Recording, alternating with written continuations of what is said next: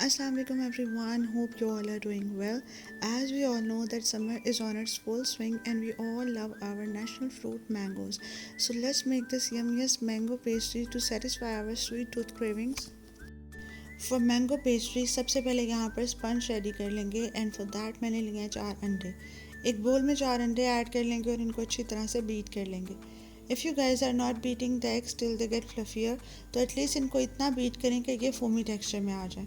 Add करेंगे इसके अंदर पाउडर्ड शुगर 1 कप के जितनी, बी इट ग्रैनुलेटेड शुगर और बी इट पाउडर्ड शुगर, चीनी 1 कप के जितनी ही इसके अंदर ऐड करनी है। मैंने ग्रेजुअली ऐड की है बिकॉज इस तरह से ये ज़्यादा अच्छी तरह से मिक्स हो जाती है।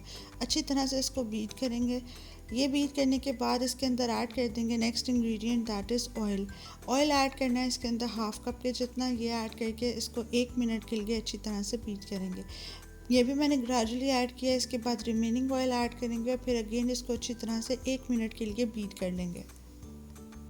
ऑयल ऐड करके इसको अच्छी तरह से बीट कर लेंगे ताकि शुगर, अंडे और ऑयल अच्छी तरह से वेल कंबाइन हो जाए।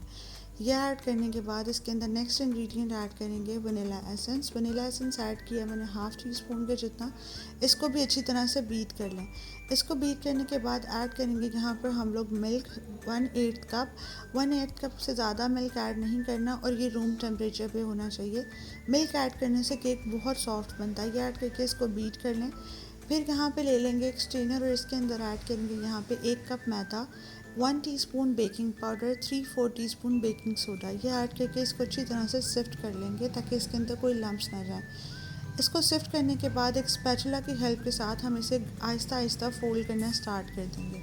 इसके अंदर कोई भी बीटर, हैंड मिक्सर या आपने विस्क नहीं यूज़ करनी। इसको स्पैचुला की हेल्प से मिक्स करने के बाद इसको एक पैन में ऐड कर लेंगे। पेस्ट्रीज़ बनाने के लिए यहाँ पर स्क्वायर पैन यूज़ करेंगे। स्क्वायर पैन में सारा मिक्सचर ऐड करने के बाद इसको बेक कर लेंगे on 180 degrees for 40 minutes.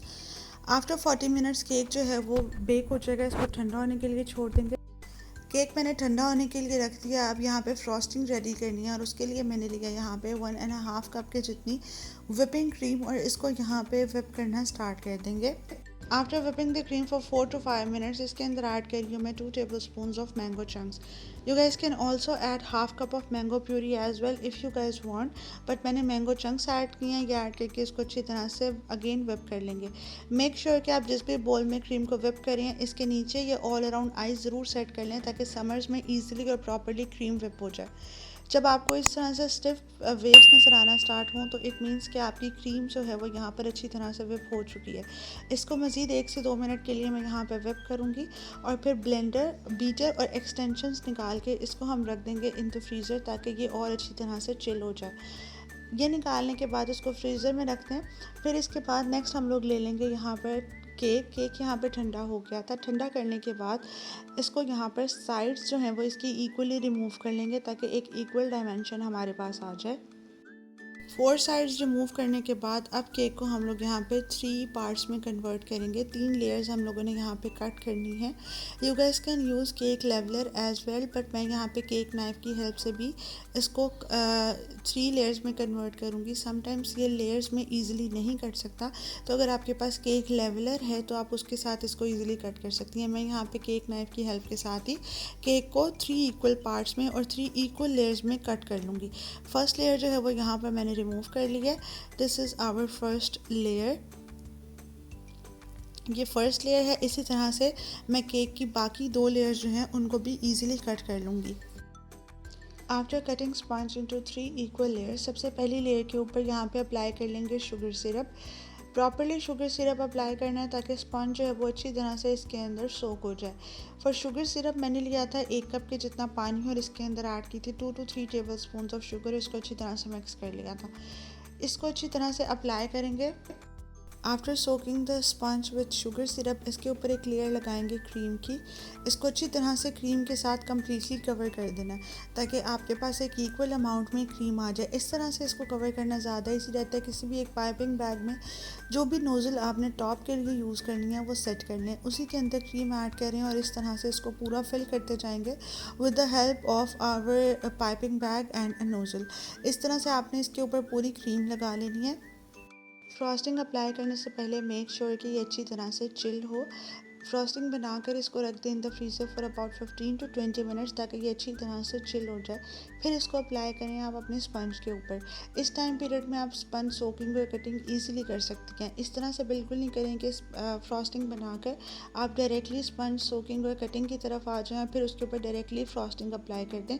Summer season में फ्रॉस्टिंग जो है वो इतने टाइम तक अगर बाहर रहे तो उसकी मेल्टिंग का या ख़राब होने का बहुत ज़्यादा डर होता है।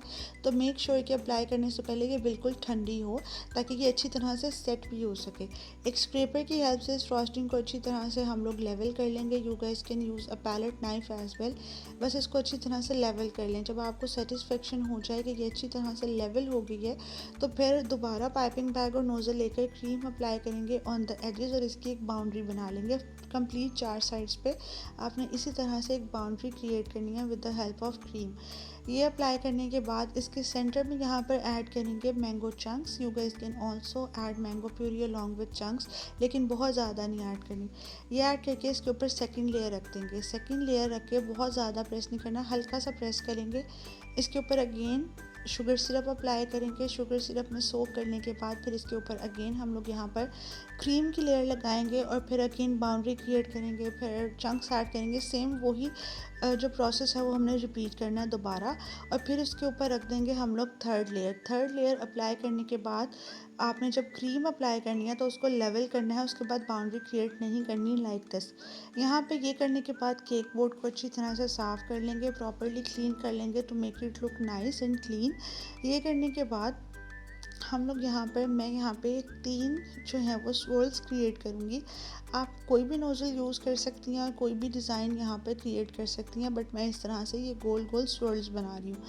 ये 3 बनाने के बाद अगेन इसके ऑपोजिट साइड पे सेम हम इसी तरह से 3 बनाएंगे। यहाँ पर हमारे पास रेडी होंगी टोटल 6 पेस्ट्रीज़। तो फिर इसका ये बनाने के बाद इसको आप जो है वो इक्वल साइज़ में कट कर सकती हैं दरमियान से और फिर इक्वल पार्ट्स में। इसके ऊपर अप्लाई करेंगे mango chunks. Mango chunks apply करने के बाद हमारे पास यहाँ पर जो है वो होममेड मैंगो पेस्ट्री जो है वो रेडी है। ये थी मेरी आज की रेसिपी होममेड मैंगो पेस्ट्रीज़ की, जो कि आई होप आपको बहुत पसंद आई होगी। इसको अच्छी तरह से ठंडा करें और फिर इसको सर्व करें। Do share your feedback in comments below. Thank you so much. Take care and अल्लाह हाफिज़।